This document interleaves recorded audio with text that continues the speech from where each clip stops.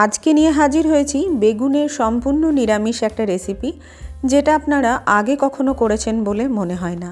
নমস্কার, আমি হৈমন্তী আর আপনারা দেখছেন হৈমন্তীর হেসেল।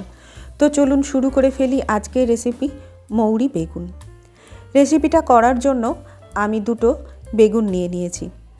বেগুনের বোটাটাকে প্রথমে এইভাবে কেটে নেব।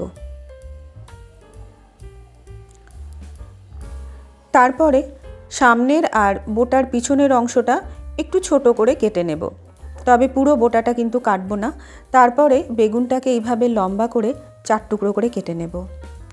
বোটাটা কিন্তু অবশ্যই রাখবো, এতে করে দেখতেও ভালো লাগবে।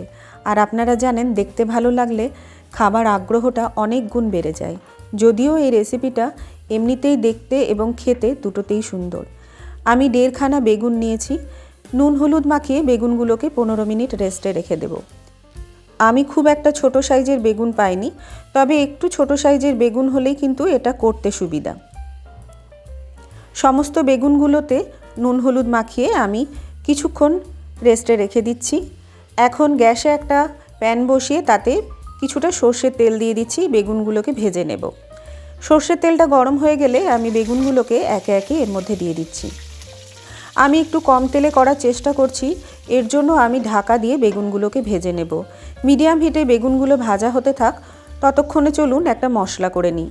একটা হামানদিস্তায় 1/2 চামচ মতো মৌরি নিয়ে একটু ক্রাশ করে নিচ্ছি। বেগুনগুলো মিডিয়াম হিটে ঢাকা দিয়ে ভেজে নিয়েছি। আমি মাঝখানে বেশ কয়েকবার উল্টে পাল্টে দিয়েছিলাম। বেগুনগুলো এমনভাবে ভাজা হয়েছে, উপরে রং ধরেছে এবং ভিতরটাও সেদ্ধ হয়ে গেছে। খেয়াল রাখবেন যেন বেগুনটা ভাজার সাথে সাথে সেদ্ধও হয়ে যায়। এইভাবে ঢাকা দিয়ে গ্যাসের ফ্লেমটা মিডিয়ামে রেখে বেগুন ভাজলে কিন্তু বেশ অল্প তেলেই বেগুন ভাজা হয়ে যায়, নয়তো বেগুনে বেশ পরিমাণ তেল শুষে নেয়। বেগুনগুলো ভাজা হয়ে গেছে, আমি তুলে রেখে নিচ্ছি। এখন একটা মশলা বানিয়ে নেব। এর জন্য 2 চামচ মৌরি নিয়েছি আর 2 চামচ পোস্ত নিয়েছি। আপনারা যদি পুরোটা পোস্ত দিতে না চান তাহলে 1 চামচ পোস্ত আর 1 চামচ সাদা তিল দিয়ে দিতে পারেন। 2টো কাঁচা লঙ্কা অল্প একটু জল দিয়ে একটা মিহি পেস্ট করে রেখে নিচ্ছি। এখন বেগুন ভাজার পর যে তেলটা অবশিষ্ট ছিল তাতে ফোড়নে দিয়ে দিলাম 2টো শুকনো লঙ্কা আর ক্রাশ করে রাখা মৌরিটা। আমি আর কোনো রকম তেল এখানে দিলাম না। আপনারা যদি চান তাহলে এখানে আরও 2 চামচ তেল ব্যবহার করতে পারেন। ফোড়নের সুগন্ধ বেরোলে একটা ছোট সাইজের টমেটোকে কেটে এর মধ্যে দিয়ে দিলাম। টমেটোটা একটুখানি ভাজা হয়ে গেলে দিয়ে দিচ্ছি পরিমাণ মতো নুন। নুন দেওয়ার ফলে টমেটোটা খুব তাড়াতাড়ি নরম হয়ে যাবে। আমি ঢাকা দিয়ে গ্যাসের ফ্লেমটা লোতে রেখে 1 মিনিট মতো রান্না করে নিলাম। টমেটোটা নরম হয়ে গেছে। এখন আমি এর মধ্যে বেটে রাখা মশলাটা দিয়ে দিচ্ছি আর দিয়ে দিচ্ছি মিক্সির জার ধোয়া একটুখানি জল। পরিমাণ মতো হলুদের গুঁড়ো আর রং হওয়ার জন্য আমি দিয়ে দিলাম কাশ্মীরি লঙ্কার গুঁড়ো। যদি আরও ঝাল চান আপনারা তাহলে এখানে রেড চিলি পাউডার ব্যবহার করতে পারেন বা কাঁচা লঙ্কা বাটা দিয়ে দিতে পারেন।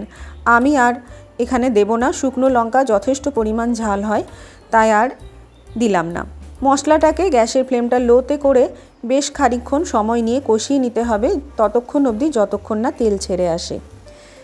দিয়ে দিচ্ছি এখন 2 চামচ মতো টক দই ভালো করে ফেটিয়ে। টক দইটা দেওয়ার পর গ্যাসের ফ্লেমটা লোতে রেখে ভালো করে কষিয়ে নেব। এতে করে দইটা ছানা কেটে যাবে না আর ধীরে ধীরে সময় নিয়ে কষানোর ফলে রান্নার স্বাদটা কিন্তু অনেক গুণ বেড়ে যাবে। বন্ধুরা, আজকের এই রেসিপিটা দেখে যদি আপনাদের ভালো লাগে তাহলে বন্ধুদের সঙ্গে অবশ্যই শেয়ার করবেন আর একটা লাইক করার অনুরোধ করব। আর নতুন বন্ধুদের অনুরোধ করব চ্যানেলটি সাবস্ক্রাইব করে পাশে থাকার।